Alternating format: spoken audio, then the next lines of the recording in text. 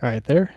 Hey, everyone. Coming in live here for the RTI postgame reaction show to Tennessee's first SEC win of the season. Going to let some people kind of filter in here before we really get going, but I do appreciate all of you tuning in to the show here. First time we've been to do this after a SEC win this season. We actually, first time we've done one after a win period because we didn't actually get to do a live show after Tennessee's win over UTC. So this will be the first time we've actually been able to do one after a win this season. So you are getting to finally experience, hopefully, a positive post-game show for Tennessee. I appreciate all of you tuning in here to the RTI post-game reaction show. I am Nathaniel Rutherford, managing editor of RockyTopInsider.com. Not joined by anybody. Ben McKee's not with me today. He won't be with me probably for any of the post game shows until I can figure out a way, until I get the right software and stuff to get it to where y'all will be able to hear him and join me on just even a phone call. Doesn't even have to be a video call. But anyway, this is our post game show. This is going to be, we're going to break down everything that happened in the game and get your all's thoughts on it. Feel free to leave comments in the chat below or on the side, wherever it shows up for you guys. I'm not actually sure where it shows up for you guys on the live show, but feel free to leave your comments. Feel free to express your happiness, concerns if you have any about the game or anything like that. Any of the injuries, because Tennessee did have a couple significant injuries in the game, or that they sustained in the game against Georgia, goodness, wrong, Bulldogs, against Mississippi State today. Tennessee gets the 20-10 victory. Much needed victory for the Vols in this one. It was not a pretty game, I'll say that, and I think that at this point, Vol fans aren't going to complain a whole lot about an ugly win. The fans will be happy about a win, good or bad, ugly or pretty, or wherever, however you want to, however you want to word it. This was not a pretty win, but Tennessee found a way to get the victory. 20-10 is their final score. Let's start with, well, I'm waiting for more people to kind of come in and before I really get into too deep of analysis, but I'll read some of the comments there. Zuri Willis saying so proud of the team today. Darrell Taylor finally stepped up along with the defense. JG played surprisingly well when he came in. Yeah, I'll get to more defense stuff in a second, but Darrell Taylor had more of one of his his Georgia and Kentucky games last year.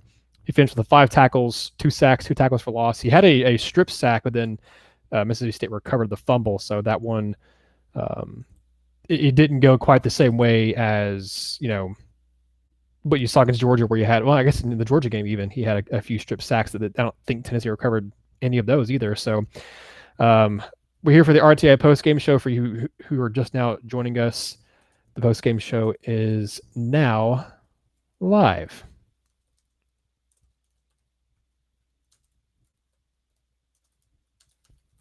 Sorry, I'm typing out stuff and getting the links out. So bear with me here. There's a moment of silence. It'll be me kind of sharing the link, and I'm letting more people kind of roam in and filter in here. But I do appreciate all of you who've come in here so far. And okay, let's get some breakdown of this game. Let's get to the meat of the matter, to the win, to what happened in this game. I thought Tennessee, when Brian Maurer went out, when they started to run the ball more, when they started to get more conservative in their play calling, I was a little worried that Tennessee doesn't have the personnel to do that, doesn't have the personnel to try to run up the clock. And I was fine with the conservative play calling to end the half because you were up already at that point 7-3. You hand the ball off 3 times. You think maybe at least one of those times on the first or second down, especially, that the running back can break a tackle or two and maybe find a hole, or the offensive line can create a hole and you can get some more yards once you got. It ended up only getting a couple yards per carry on all 3 of those carries, and Tennessee had to settle for a pretty long field goal. And we got it. I didn't have a problem with that. Tennessee had taken risks earlier in the game with the true freshman quarterback and Brian Maurer, and they weren't paying off. They were moving the ball down the field, but then when they got into the red zone, except for one time, Brian Maurer made a just really poor decisions in the red zone, threw 2 interceptions. I was not a fan of Maurer's play today. Like I said, he made some okay throws. He made some, I think a 20-something yard or a pass. I believe it was the first completion of the game. Was that one to Tyler Bird, maybe? I'm trying to remember who the first pass completion was to. Whoever was to, it was a 20-plus yarder. And he had some other good throws, but then he made just two just horrible decisions you cannot do. You cannot throw an interception in the red zone, let alone in the end zone, and he did that. But I thought when they made the play calls there at the end of the half to kick the field goal, then go up 10-3 at halftime, I was okay with that because Tennessee got the ball back in the second half. I wasn't as big of a fan, and I questioned the play calling at the time too of Chaney and the offense going out and running the ball 6 straight times on Tennessee's opening possession of the second half. If they're getting more chunks and stuff like that than what they were, because they got a few kind of decent gains on those runs, but they didn't really move the ball down the field that much. They got a first down on the first 3 or 4 plays, and they couldn't on the second set of downs, and they had to punt the ball away. They showed later on, Garantano, I thought they just were not trusting him to throw the ball at all, and I thought if that's the case, why not put Juwan Jennings at quarterback or something, or do a wildcat if you're just going to have no one throw the ball. But they did eventually trust Garantano a little bit more. He ended up throwing the ball 7 times. Maurer threw the ball 7 times. So Tennessee on the day threw the ball 14 times. They ran the ball 44 times, and they did have success with it. And it finally, you did see Tennessee's offensive line and running backs kind of wear down the Mississippi State defense. Tennessee did a good job of controlling clock. They held the ball for 33 minutes, 2 seconds. Mississippi State had 26-58. Both teams ran the same amount of plays at 58 apiece. But I think, like I said, Tennessee did a better job of really kind of wearing things down. In the first half, maybe I'm wrong. The stats kind of don't back me up on this one, so maybe I'm wrong. But Tennessee in the first half had 20 carries for 112 yards, but also some of that was Brian Maurer ripped off a couple pretty good runs himself. In the second half, it was pretty much all the running backs. Let's see, in the third quarter, you did have Tennessee with 14 carries for 38 yards. And then in the fourth quarter, 10 carries for 40 yards. So maybe they did wear them down because by the time you get in the fourth quarter, you're back to averaging around 4 yards per carry. And you attempted 2 passes in the third quarter, 5 passes in the fourth. Tennessee attempted 6 passes in the first quarter. They attempted 1 pass in the second quarter. I wasn't a huge fan of the play calling, but I understood where Chaney was coming from in the sense that, I mean, Brian Maurer was costing you points with some of the things he was doing in the first half with the mistakes he was making, and then when he came out, I mean, I think it's pretty obvious they don't trust Garantano a whole lot to throw the ball and to make big plays through the air. And I think they thought that with the way the defense was playing, Pruitt was trusting his defense and saying, they're going to keep coming up big for us. Let's just kind of run this out and try to, I guess, control the clock and crunch down some time and trying to chew up some yards on the ground. And it worked out. If Tennessee had been unable, if they kept going 3 and out, I think you would have seen them change their play calling a little bit. I don't think they would have kept just smacking their head against the wall and not trying to change things up a little bit, because you can kind of get on to Chaney for kind of getting stuck on something, whether it's passing or running, kind of getting stuck on a single thing. But if it stops working, a lot of times you have seen him kind of change his tactics and change up the play calls and whatnot. I think that would have happened. Fortunately for Tennessee, they didn't have to find out, and you had the defense play. I mean, I don't know. I know Mississippi State's offense isn't necessarily dynamic, and I know last year when Tennessee played Kentucky, that Wildcat offense wasn't exactly dynamic either. Oops, dropped my phone. They weren't exactly dynamic either. It wasn't like it was an Alabama offense, or even, I mean, the Auburn offense found some traction against Tennessee last year in that game. But man, this game, Mississippi State's offensive line's pretty good. I will say that they're not the best offensive line Tennessee's faced this year, because that's definitely Georgia, and they're not the best that Tennessee will face moving forward. I don't think, because I think Kentucky's offensive line is still very, very good. But Mississippi State's offensive line was one of their biggest strengths. They came into this game running the ball exceptionally well, protecting the quarterback pretty good, actually, I think. Let me look up how many sacks they had allowed this season, but I don't think it was really that many coming into this game. Coming into the game, in 5 games, Mississippi State had allowed 11 sacks. I don't know how many were to Tommy Stevens, how many were to Garrett Schrader, but I think Mississippi State made a bad decision of starting Tommy Stevens in this game at quarterback. If they'd started Garrett Schrader to begin with, This might have been a different game. It wasn't like Schrader came in and just was phenomenal. But he finished the game 5 of 10, a touchdown, interception, 79 yards, and he also ended up leading the team by far on the rushing front. He had 13 carries for 62 yards, and that was even with Tennessee sacking him a couple times. So if he comes in and he plays, from start, I wonder how different of the game this would have been. I don't think Tommy Stevens should have been starting for Mississippi State. Worked out for Tennessee. It worked out really well for Tennessee. That they did start Tommy Stevens. But to go back to talk about Tennessee's defense here, they held Mississippi State as a team to 267 yards of offense, including 121 rushing yards. And that includes the SEC's leading rusher, Kylan Hill, who came into this game with 596 rushing yards on 108 carries and 5 touchdowns. That's a 5.5 a yard per carry average and almost 600 yards of rushing in 5 games. He had 13 yards on 11 carries. I mean, that is astounding that Tennessee was able to do that, in my opinion. And they really held all of Georgia's running backs, or not Georgia. Goodness, I keep getting the wrong Bulldogs team in my brain here. They held all their running backs in check. Nick Gibson had 2 carries for 5 yards. Isaiah Zuber had 1 carry for 4 yards. The only players that really did anything running the ball was you had Javonte Payton, who the junior college wide receiver who Tennessee was targeting in the recruiting trail last year, their last recruiting cycle. He ripped off an 11-yard run. Tommy Stevens had a couple of decent runs. He ended up with 9 carries or 26 yards. He had a long of 10. Like I said, Schrader had 13 for 62. But Mississippi State's running backs as a whole, they finished with barely 20 yards rushing on 14 attempts, I think is what it is. Yeah, 14 carries. I'll do some quick math here for 22 yards. 14 carries or 22 yards for Mississippi State's running backs. That's insanely good for Tennessee's defense. And not only that, Tennessee gets 7 sacks, 10 tackles for loss, and they forced 3 turnovers. I don't think Tennessee actually ended up going on and scoring on offense on any of those possessions they got back from those turnovers. Let me double check here. No, none of the possessions that Tennessee took over.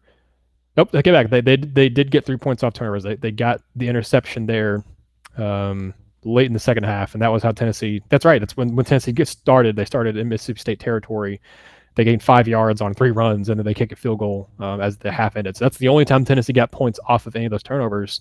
The defense did their job today. I mean, I don't know how you can really critique the defense other than maybe saying you had the penalty against Henry Toa. That was not a bad penalty call. That was just a poor decision or a poor play by HT on that one.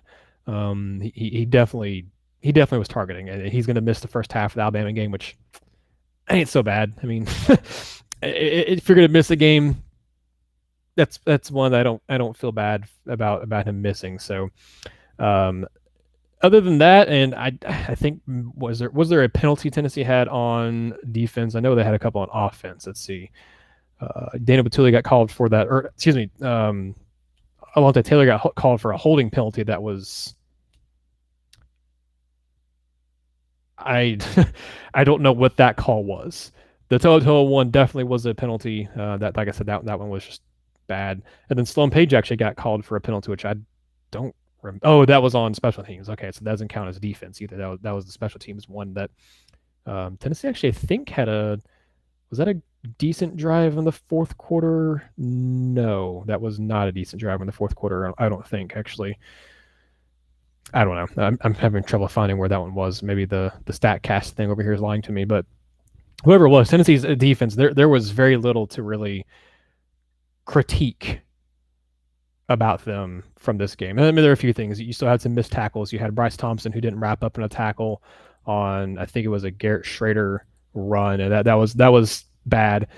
But overall, I mean, Tennessee time and time again, and then on Mississippi State's touchdown, that was a good drive by State, and it was a bad kind of defensive effort on maybe that. I'm trying to remember that play specifically, but I think just that drive in general just was not a great showing by Tennessee's defense. But aside from that, and aside from just kind of nitpicking things here and there, this was, in my opinion, Tennessee's best defensive effort, definitely all season. And you could argue in Jeremy Pruitt's entire tenure at Tennessee so far. I mean, you could throw in the Mississippi, the Kentucky game from last year. I think that would make sense to me too, as kind of mentioning that one. But really, this was probably the best I've seen the defense play I mean, they're kind of comparable. Last year you had a Kentucky team that didn't have a great quarterback, and they had a really good running back in Benny Snell. Tennessee shut them down. And then this one you had questionable quarterback play from Mississippi State, and Tennessee facing a really good running back again, in Kylan Hill, and they shut him down. So I think it's pretty comparable, both those games. Thank you, Zuri Willis, for all your comments here. But if anyone else wants to chime in on the chat, please leave some comments below. Not getting a whole lot of people coming in for this one, but I think it's also just kind of the time of the day. People also watching other football games at this point. Don't imagine next week. I don't know if we'll even do a live show next week, just as a heads up, because, well, for one, it's an Alabama game. I don't imagine it'll go well. But for two, that game kicks off at 9 Eastern, and it won't be over until midnight, probably at the earliest. So that means I won't be jumping on here. Wouldn't have time to jump on here until after all the post-game stuff, until probably 1 o'clock in the morning. So I don't know. It depends on how that game goes. If Tennessee has a good showing against Alabama, then I probably will. If Tennessee wins, obviously I'll do it, but that's not happening. But we'll see. We'll keep you all updated on that one. But like I said, appreciate all of you tuning in to the RTI post-game show. Please leave some comments in the chat below. Zuri, let's get to some of the comments you have made here. What about Tim Jordan stepping up the past 2 games? What's up with him suddenly all of a sudden getting a bunch of carries? Yeah, Tim Jordan, I don't think he started out the season in the first game banged up. He had a decent first game of the year, but he did get banged up either against BYU or against UTC. I don't remember which game it was now that he got hurt in, but he got hurt and played sparingly. I actually missed a game or two because of that. And then after Tennessee's bye week, when they got healthy and came back, and he played quite a bit against Georgia. I can't remember what his stat line was, but he played more obviously than Eric Gray. He did the same thing again today. I think it's a matter of him getting healthy, and Ben McKee, my staff writer here at RTI, and I both have talked about on podcasts here at RTI. He's also talked about on the Swain event. Tim Jordan doesn't get some of the recognition we think he deserves. He's not a phenomenal running back by any means. He's not gonna wow you with all that stuff he does, but he's a productive back. 19 carries, 59 yards, and a touchdown today. And he also finished with a catch for 9 yards. And I think that catch went for a first down, if I remember correctly. If it didn't, it got, obviously for 9 yards, it would have got him close. But I'm pretty sure that was on like a second or third down, and that was a 9-yard catch for a first down for him. But he's been quietly putting together a pretty decent season now that he's healthy again. Because I'm going to pull up the stats here, but if I remember correctly, he had something like 30 or 40 yards on the ground against Georgia last week, which was a very good run defense that the Bulldogs had last week. Let's see. He finished last week's game with 9 carries for 47 yards. Yeah, and it must have been in the – I don't know. He didn't play at all in the BYU game, but I feel like he must have gotten hurt in that one. Yeah, I think he missed that when he got hurt in the Georgia State game because he had 7 carries for 16 yards. He got hurt in that game, missed BYU, came back against UTC, had 5 carries for 33 yards, 3 carries for 16 yards against Florida, 9 for 47 against Georgia, 1 catch for 11 yards, and then today 59 yards, 19 carries, a touchdown, and 9 yards receiving. He's now on the season. He is over 200 yards rushing. He has 2 rushing touchdowns on the season. Or no, actually, pardon me. I'm looking at the wrong guy. He has 171 rushing yards, pardon me, on 43 carries. He has a touchdown. He also has 4 catches for 25 yards. So like I said, he's been quietly pretty productive for Tennessee this season, averaging 4 yards per carry. He averaged 4 yards per carry last year. He had 522 rushing yards on 132 attempts last year. I mean, he and Ty Chandler are pretty good kind of complementary backs to each other. Jordan doesn't have quite the same kind of speed, doesn't have quite the same kind of shiftiness as Ty Chandler does, but he's still a productive back, and he's better in the passing game than I think a lot of people realize. Obviously, people think that, and rightfully so, that Chandler and Gray are Tennessee's kind of best pass catchers out of the backfield, and I think they are. But I think Tim Jordan is plenty good enough as a pass catcher himself out of the backfield too, and you've seen that. Why isn't Gray getting carries? We mentioned this in the mailbag this week on RockyTopInsider.com. We also mentioned it in the second podcast of the week this week too. Gray's not getting carries because, for one, Tim Jordan and Chandler are more experienced. It shows that they can do things that Gray can't at this point, just from an experience perspective. Gray's also got to pick up his pass blocking better. He's not doing as good pass blocking. He's also probably, I think, it looks like he hit maybe a little bit of a freshman ball. He's trying to do a little too much when he has the ball. And Pruitt has mentioned a couple different times that he's not been doing a good job of breaking tackles or making guys miss. That he kind of goes down on first contact. So I think it's a couple different things for Gray. I wouldn't worry too much about it. He's a true freshman. He may even later on this season, once you get to November, he may kind of pick things back up. He finished today with 2 carries or 7 yards. He had a good 5-yard run at one point, but he's just not, he's not getting a whole lot of run yet. Like I said, Tennessee haven't needed him to really. Like I said, Chandler and Jordan have been really good at carrying the load on offense. Let's talk about the quarterback situation for a little bit right now, because I think it's going to be interesting moving forward. I think as long as Maurer's concussion isn't too bad, and I don't think it probably was. We saw after the game. Don't know if you guys have had a chance to go watch our video here on YouTube of the post game celebration from the Tennessee players and stuff. Maurer was out there kind of front and center with his teammates celebrating with the fans and stuff. That obviously doesn't mean anything. They're different severity, different levels and severities of concussions. So I don't know how severe his was. He did not, that hit he took when he landed on his neck, and I thought, how do you not break his neck on that play? That I'm guessing that's where he got his concussion. It could have happened because he stayed in the game after that point. I think, yeah, he stayed in the game after that point. So I mean, it could have happened later on too. But boy, I don't know how he didn't just have a severe injury on that hit. But he came out. And like I said, Pruitt said after the game that he had a concussion, that's why they held him out and kept Garantano in there. I'll be interested to see that. I would assume that unless he had a really bad concussion, or less that something happens and it kind of flares up and he's not able to go on Saturday, that Tennessee, he'll still start. Maybe don't start him against Alabama. I don't know, because it's Alabama. But I will say Bama's defense hasn't actually been as good this season as in years past. But I don't think you're going to have a quarterback controversy. I think Garantano played well in relief today. I just don't know that he should be starting for Tennessee again this season, unless Maurer is out for injury and he can't go. The mistakes Maurer made today, they were bad. I mean, there's no other way to put it. That he made some really bad decisions today. When his first half he was in there, he also did make some good throws. He made obviously a wide open pass to, it was Dominic Wood-Anderson. That's who it was to start the game. So Dominic Wood-Anderson, that was a really good pass play. It kind of reminisced a little bit of the Callaway throw where it was just a good play call. Got the guy wide open and Maurer hit him perfectly. And he made a couple other good throws. I'm trying to remember. I think he made a good one to Palmer, if I remember that one on a third down, maybe. I think that's what I'm thinking of. He made a good pass to Palmer on third down. But he made some good throws, and he did do a few things with his legs. I mean, he ripped off a pretty big run. What was his run he had? It was a 23-yard run, and he finished the game with 3 carries for 41 yards, which, impressive. But those 2 picks were just really bad. I mean, they were mistakes you can't make. I don't care if you are a true freshman in the SEC. They're mistakes that you can't take points off the board for your team. And then luckily for Tennessee, it didn't come back and bite them. But it also, you look at the final score, Tennessee could have won this game by even more. Even if Tennessee doesn't score touchdowns on those possessions, they just get field goals in the red zone there.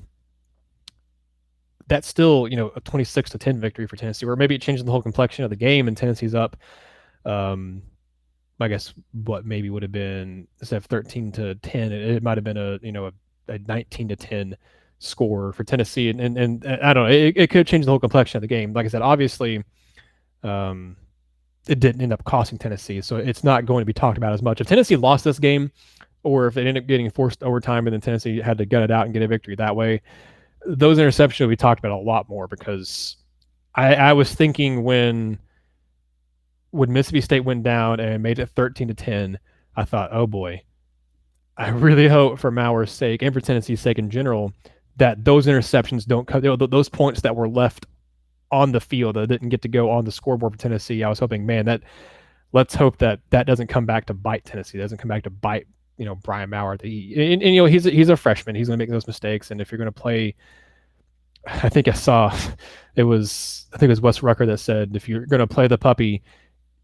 if you're going to use the puppy, whatever he said, he's going to pee the carpet a few times. You just got to work through it and get past those mistakes. And I mean that's true. I think I misquoted him a little bit there, but the point is that he's a true freshman. He's a guy who that you're going to have some mistakes. You're going to have some growing pains with him. You know that he's not going to make all the correct throws and all the correct reads all the time. But you're going to have to live with it. If you're going to start the quarterback, the true freshman quarterback,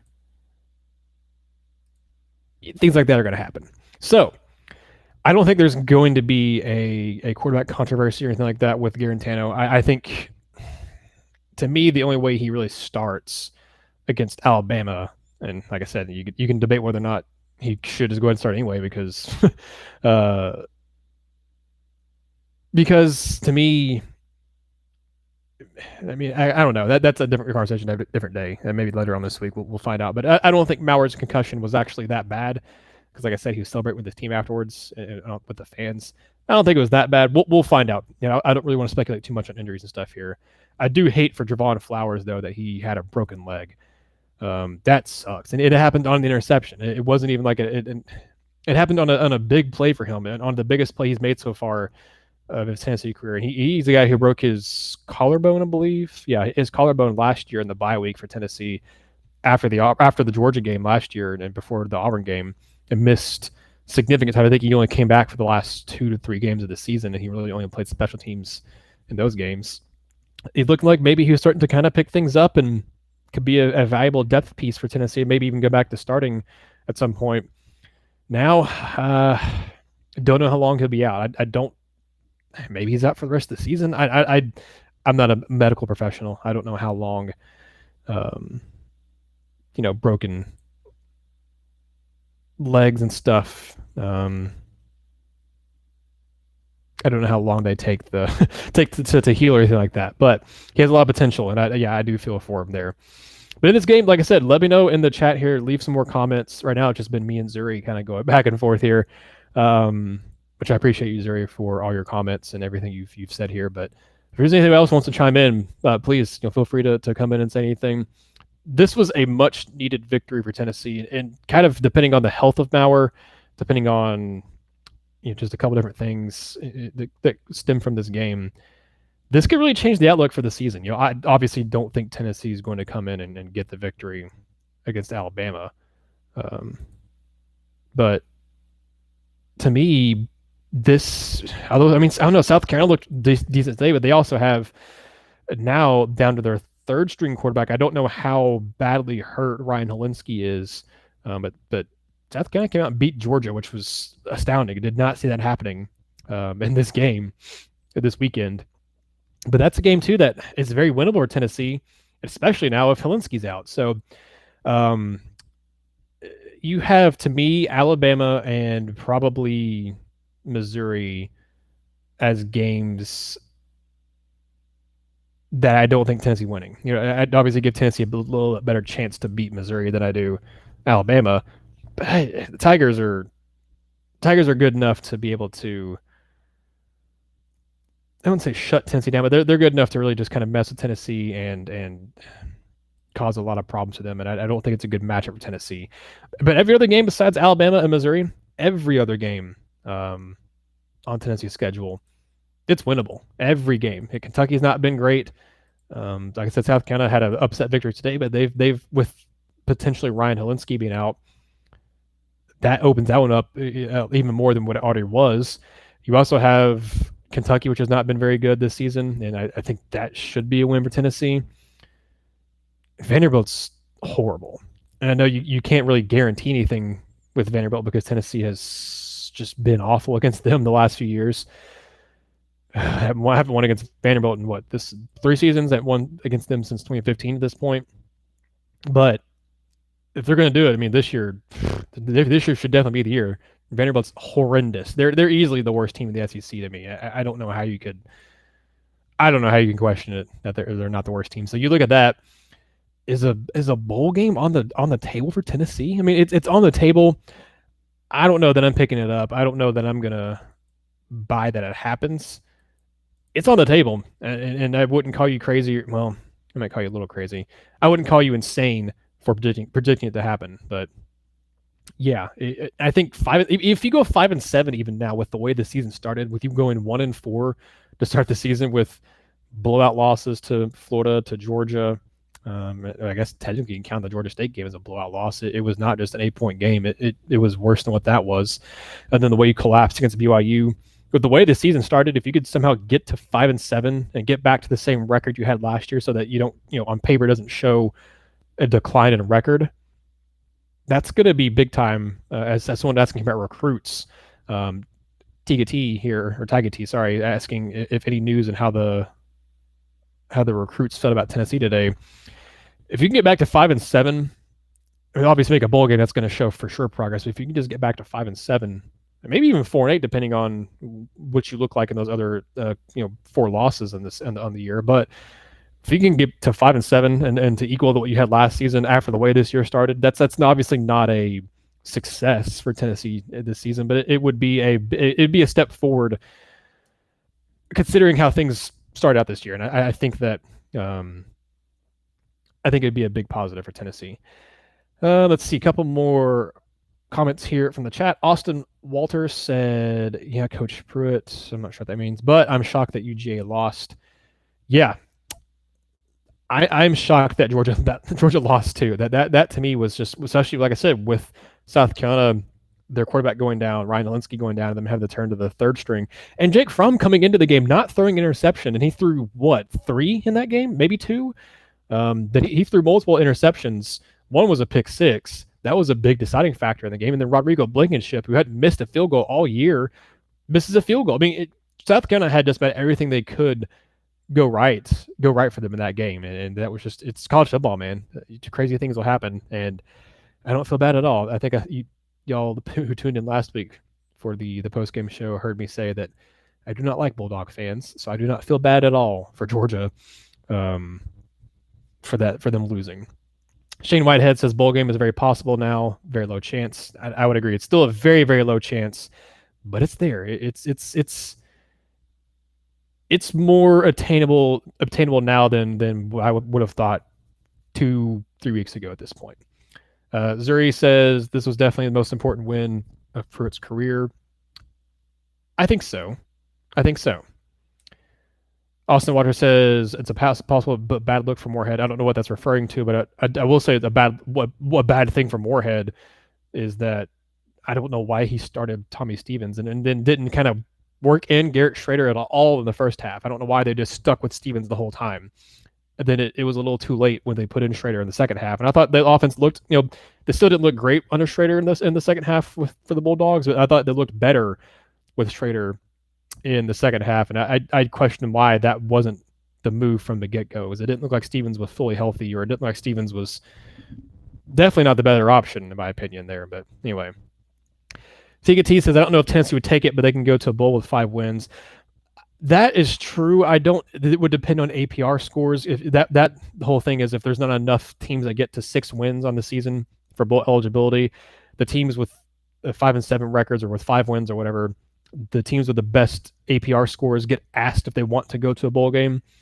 I think Pruitt would take it because it'd be Tennessee's first bowl game since 2016. It would be a chance for 15 more practices for this team. If I were Pruitt, I would 100% take it. I think this was a conversation we had last year. I don't remember if it was a conversation that we had last year or not. But I think, and I don't want to put words in his mouth, I feel like it was something that got brought up last year. I think Pruitt mentioned that he would do it if it got down to that point, if Tennessee was 5-7.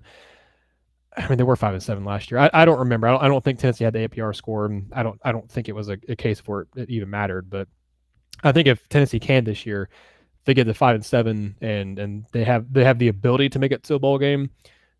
If I were Pruitt, I would 100% say yes. We need the extra practices, and yes, we need the chance, the extra opportunity to go and maybe get a win and show some progress too. Tennessee, let's see. Thanks for the love of the shirt. Got the Preds love going on here. The Orion Knight, thanks for tuning in again, my dude.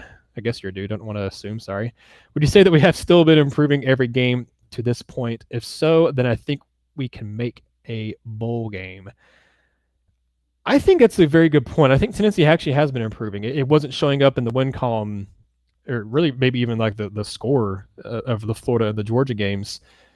But I saw definite improvement in the Florida game based off of what I saw against Georgia State and BYU.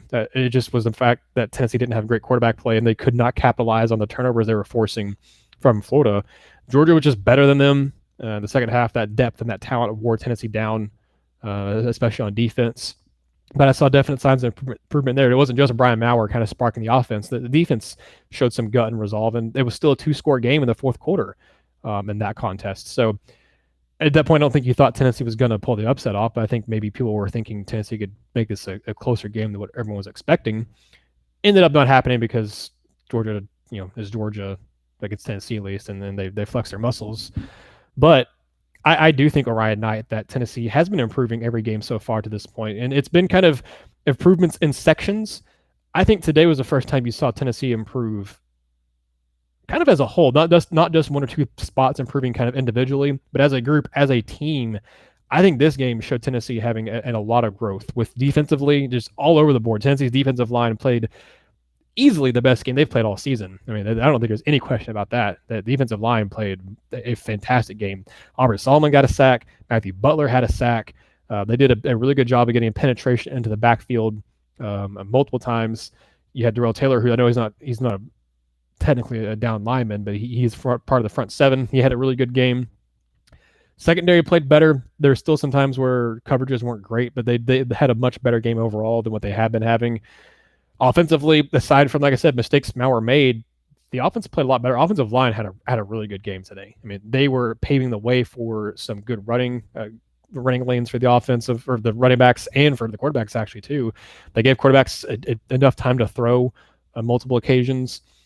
I think as a team today, this was the best effort I've seen from Tennessee's team all season. And I think they showed more growth as a team all season as well. Why wasn't T in the booth today? Pruitt was asked that after the game, and I don't remember what his answer was, but they wanted to work with that and have him down on the field to, I think, get a better feel of the game, to have T down there in the faces of the players and stuff. I think it was the right move, and I think it paid off a lot. I think you had T on the field, you had Chaney up in the booth, and I think that might be what you do moving forward, and I think that is probably the correct call. Tika T says, no doubt in my mind Tennessee is improving, especially the offensive line. We're way better than we were last year and earlier in the season. Absolutely. I mean, I just touched on that, but absolutely. Offensive line, to me, they're improving a lot. I don't know. I don't know if you can point to a unit this year that's taken a bigger step forward from the beginning of the season and then really dating back to last season too, to where they are now than the offensive line. I think that to me is. I think the offensive line has shown the biggest improvement of any unit on Tennessee's roster from the beginning of the season to now, and definitely from just last season in general to now. Couple more things here from the chat. Austin Walters, well, if they go to a bowl game, it would be good for recruiting. I 100% agree. Pruitt said T helping with receiver rotation. Jennings and Callaway were playing too many snaps. Yeah, thank you. That's what it was. And I've seen people kind of react. I think most notably Andrew Durago, who I like the guy, but he don't always agree with his football takes. But he said it was kind of dumb comment by Pruitt there. I disagree. I think Jennings and Callaway were playing too many snaps because they were getting, because you have other playmakers out there. You don't just have those two as playmakers. And you saw today. I mean, Tyler Bird. I was shocked that he had the game he had, but he proved to be a playmaker today. 3 catches for 56 yards, and he had that 39-yard touchdown grab. Dominic Wood Anderson made a good catch. They used him a couple different times. Tennessee has other, and Josh Palmer as well. Tennessee has other playmakers out there at receiver. And if you play Jennings and Callaway too much, they're going to keep getting blanketed by defense, and they're going to, defenses are going to keep keying in on Jennings, especially because he was just getting target after target after target after target in the last 4 or 5 games for Tennessee. He didn't get targeted a whole lot today. He actually finished with, let's see, 3 catches, actually, which was more than I thought he had, but 3 catches for 17 yards. 1 catch was for -2 yards. He had a catch for 15, which leaves his other catch that went for, I guess, 4 yards. But hey, I don't disagree with what Prue was saying. I think I get kind of on the surface of saying, now wait a minute, what do you mean that two of your best playmakers on the receiving core are getting too many snaps or too many plays in the game? But I mean, when you look at it, Tennessee has probably biggest the biggest strength in this team is probably the wide receiver core, and you have a lot of good players there. And so I think it was a good move to put T down onto the field. And I think you're going to see that moving forward for Tennessee. I think he's going to stay on the field for Tennessee moving forward. A couple of things here in the chat. Thank you all for chiming in here on the chat and leaving some comments. Did Tennessee's offensive line allow any sacks today? They did. One sack, which that's impressive. I don't think Mississippi State had a lot of sacks coming into this game, but Tennessee, after the last couple of weeks, playing some really good front sevens with Florida and Georgia, I think they gave up 3-4 sacks apiece in those games. There was at least 3 in both those games. Only allowed 1 sack today. Only allowed 5 tackles for loss today. Tennessee as a team finished with 190 rushing yards, a touchdown, 4.3 yards per carry. I think I got bolstered a little bit by Mauer's 41 rushing yards on 3 carries. Jennings had that 22-yard run on a play that Tennessee was trying to pull off a kind of a trick pass play. Jennings ended up just keeping it and running and making a big gain because he's Jennings and he does that. If he has his mind set on something, he's going to be very, very, very hard to bring down. But yeah, Tennessee only allowed 1 sack today. And I think today's game should give Tennessee fans and the team a lot of confidence. I'm going to tweet out one more link here for the live show.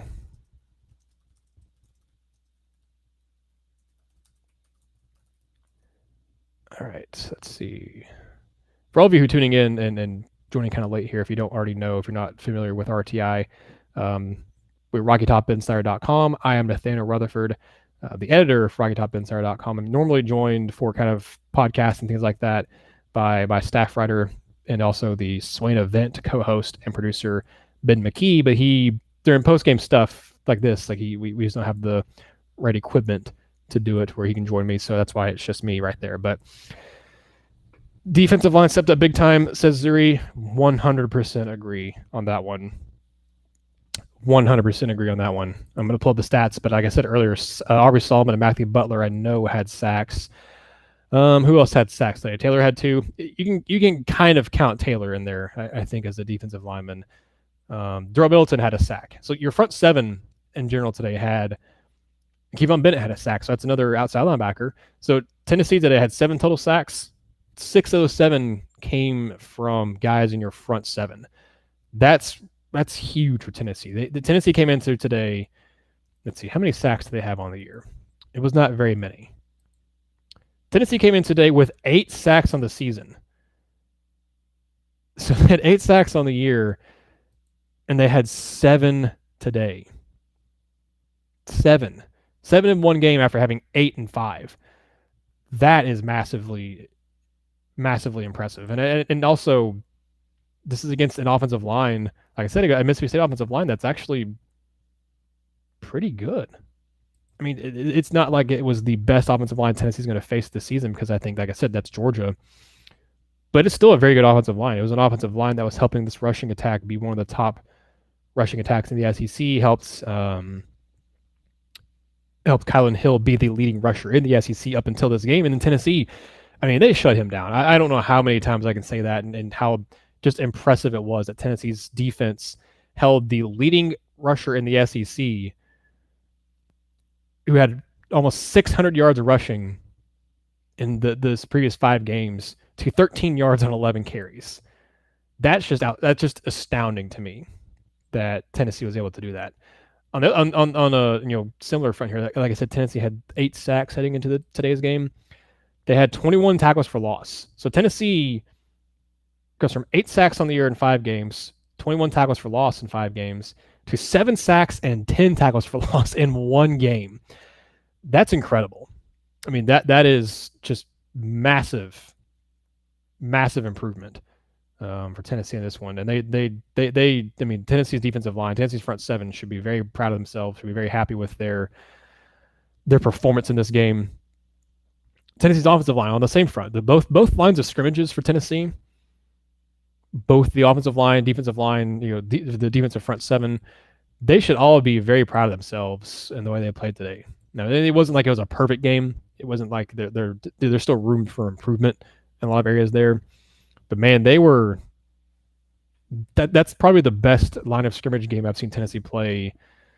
I guess probably since the Kentucky game last year, because I think the Kentucky game Tennessee kind of dominated the line of scrimmage, and I think Tennessee more or less dominated the line of scrimmage in this game too. Like I said, they almost got 200 rushing yards against and not great Mississippi State defense, but Tennessee's offensive line hasn't been good at run blocking all season and all year last year and the year before that. They haven't been good run blocking since 2016.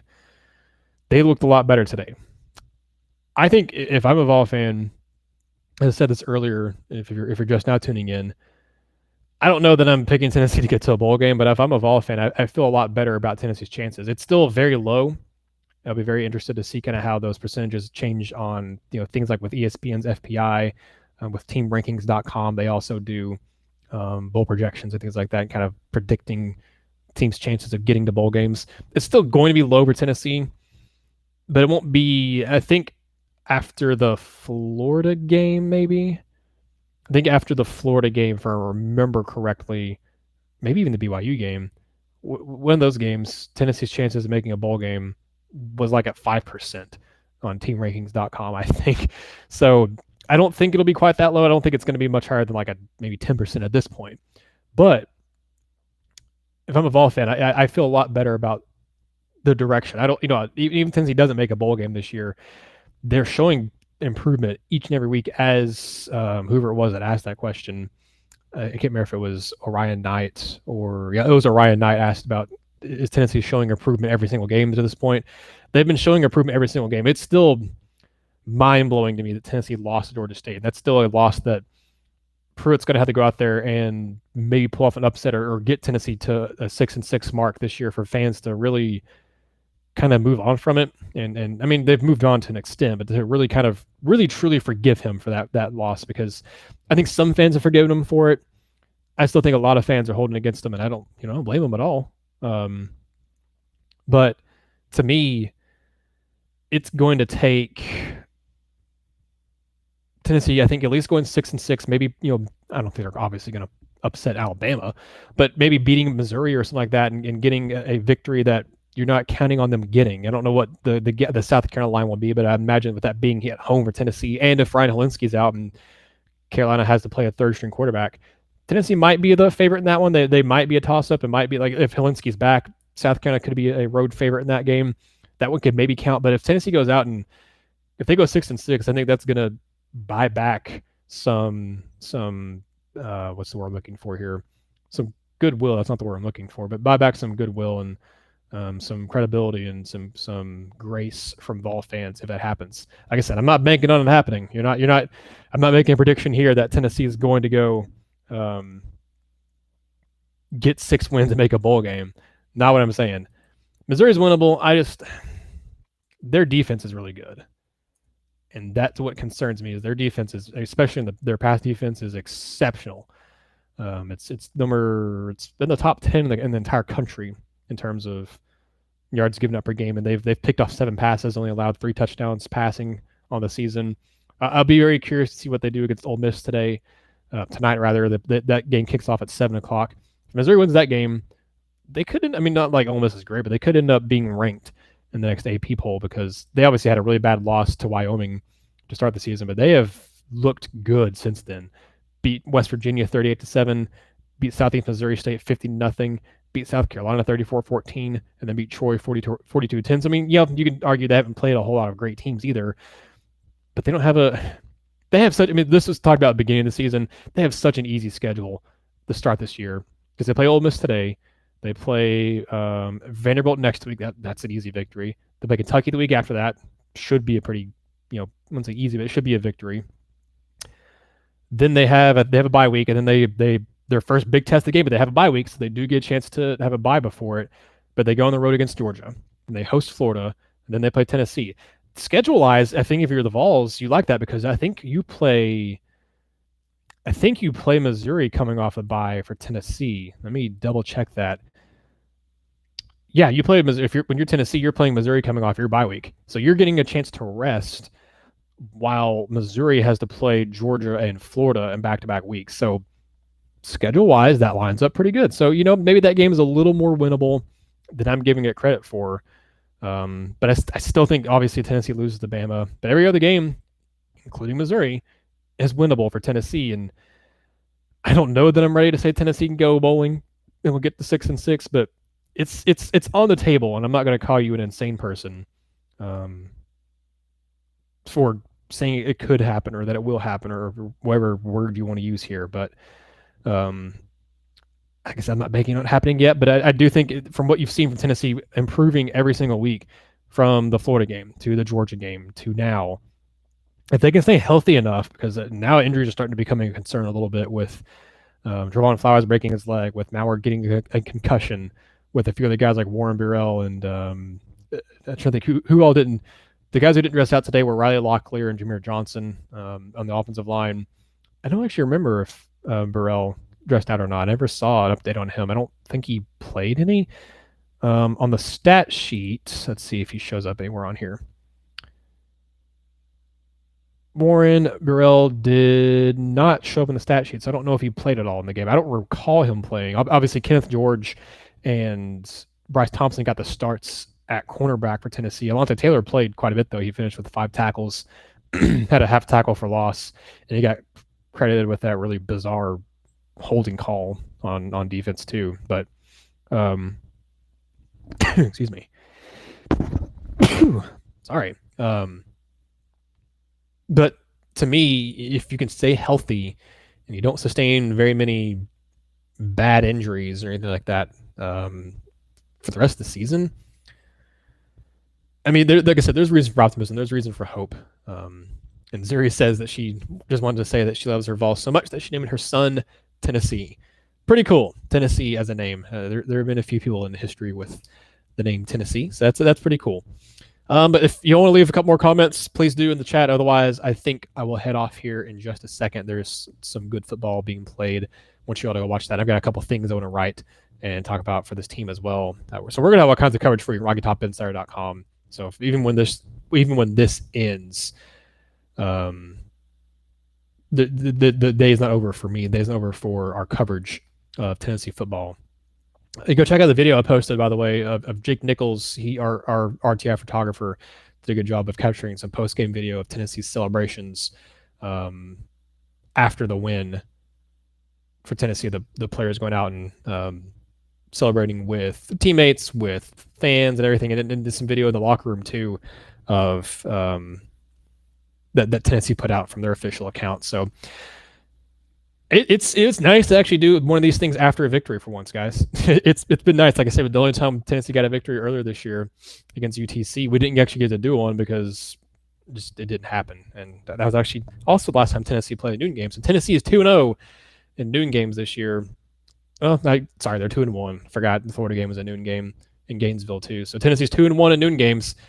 So they have a winning record in something this year. So the 2-1 in noon games. This win, by the way, broke a lot of streaks for Tennessee. Tennessee is their first win against an FBS school in almost a whole year. It was like 330 something days since Tennessee's last win against an FBS school. That was against Kentucky last year. First SEC win since that Kentucky game last year. Tennessee was on a 4-game losing streak against SEC opponents. They lost those 4 games by an average of 33 points, which is just crazy. That doesn't seem right. I think my math is off on that one because they lost to Missouri by 33. They lost to Vanderbilt by 25. They lost to Florida by 31. And then they lost to Georgia by 29. So I think that math is wrong that I did for the article earlier. Let's see. 33 plus 25 plus 29 plus 31. 29.5 points. Still, they've lost by almost 30 points in their previous 4 SEC games. And they come out and win this one by 10 points. So they won this one by multiple scores too, which is the thing. They didn't just eke by and squeak by with a victory. They get a multi-score victory. And it was a pretty close game. Obviously, a 20-10 game isn't a blowout by any means. But still, there's a lot of progress in this game, and a lot of streaks ended. It also ended. Tennessee had a 4-game losing streak to FBS opponents at home that dated back again to the Kentucky game. Tennessee would go on after they beat Kentucky to lose 50-17 against Missouri at home. Then they obviously this season lost to Georgia State, BYU, and Georgia at home. And this game ended that losing streak as well. So Tennessee gets a lot of streaks to the end. And they also continue a winning streak of wearing the orange pants. I mean, this whole thing obviously only happened because Tennessee wore orange pants, right? That was the good luck charm for Tennessee in this game, was wearing orange pants. I kid, but at the same time, it was nice to see Tennessee out there in that I think what I've seen the fans call it the creamsicle look, the all orange. I love that all orange look, honestly. I really do. It's a nice look for Tennessee. I think it's interesting with the no stripe on the pants. I don't know if I like it better with the no stripe on the pants, or if I like it better with what they had in 2016 last time they wore it with the stripe down the side with those Nike uniforms. I don't know, but to me it was nice, and I kind of it'd be interesting to see Tennessee do that look with an all orange helmet too, and have the white power tee on it. That would be interesting to see. I don't know if Tennessee would ever do that. I don't think Tennessee, besides the smoky gray helmet, I don't know if Tennessee's ever changed their helmet look since, I don't know. It would have been a long time ago. Like I said, that smoky gray helmet was the first time my lifetime that Tennessee's ever done anything besides a white helmet. So I think that the orange pants are obviously the reason Tennessee won, right? That's why they won. I'm kidding, but like I said, it was cool to see Tennessee in the all orange look. I wonder if you'll see Tennessee wear orange pants in a road game this year. I doubt it. The only one I could think of you maybe see Tennessee do it against would be Alabama, because you have that tradition of Tennessee and Alabama a long time ago. They haven't done it a long time, but of both teams wearing their home uniforms, and that would be a way to kind of put some color into Tennessee's away uniforms against Bama. I don't think it's going to happen, because I was honestly shocked to happen today for Tennessee wearing the all orange pants, or the all orange look. Maybe that kind of fired up the team. The team seemed very fired up coming out of this game. They seemed very just kind of fired up in general for this game, which was good. You like to see that. They came out with intensity in this game, especially on defense, forcing back-to-back 3-and-outs. And then when Mississippi State, that next possession after Tennessee, like I said, they forced the 2 3-and-outs. They ended up intercepting Mississippi State on the next one. Tennessee was already up 7-0 at that point. They couldn't do anything with that possession. Then a 7-3. Then Tennessee intercepted it again. Then another 3-and-out, intercepted it again. A 4-and-out. I mean, they picked up 1 first down, I think. I don't know how, because it says 4 plays for -4 yards. I don't know.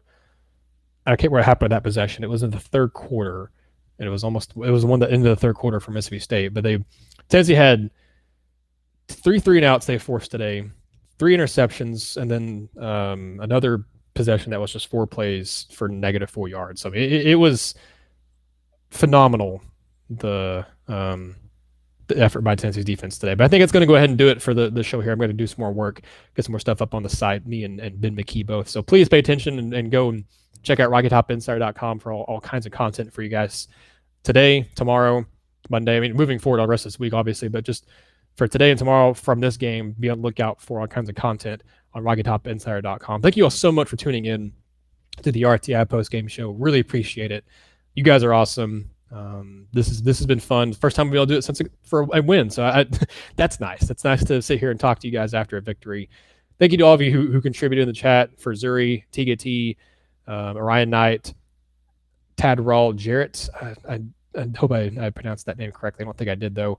Shane Whitehead, Austin Walters, and if I missed anyone else, I apologize, but I think that was everyone who commented here on the chat. So thank you all so much for tuning in to the show here. We'll try to do one next week. I don't know if it'll happen or not, with, like I said, the game being a 9 o'clock kickoff. It won't be over till after midnight, and I don't know if I'll feel like or want to do a show at 1 a.m. From that game. So we'll see if it happens or not. But if not, then we'll still do one after the South Carolina game too. So I can let you know about the post game show next week. But thank you all for tuning in. I'm Nathaniel Rutherford, managing editor for RockyTopInsider.com. Thank you again for tuning in, and we're back again with all kinds of stuff for you this week. Video content on YouTube here, from practice stuff, from interviews. We already have, I think, from, like I said, the celebration for players today. We have player interviews and stuff up on YouTube as well. So go check it out once you get done watching this. You can hear everything Tennessee's players had to say after the game. We'll have plenty of stuff, stuff from Pruitt, stuff from other players, and later this week, maybe some more basketball stuff, depending on what kind of media availability they have. So be on the lookout for all that. Thank you, all of you who tuned in. You guys are fantastic. You're the reason that we do this stuff here at RTI. Thank you all so much. We'll see you guys again maybe next week.